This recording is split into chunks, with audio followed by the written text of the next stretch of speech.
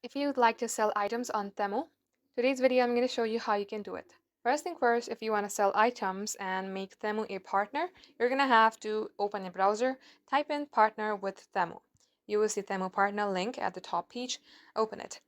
And first of all, you're going to have to sign in or sign up if you don't have an account.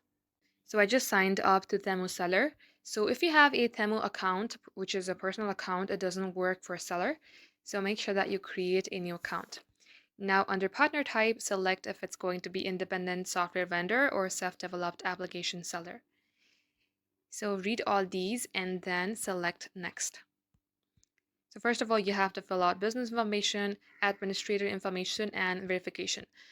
If you have a business, you're going to have to type in the name, business location, business type, business registration number, make sure they all match according to the government, and then termination date, registered business address, everything.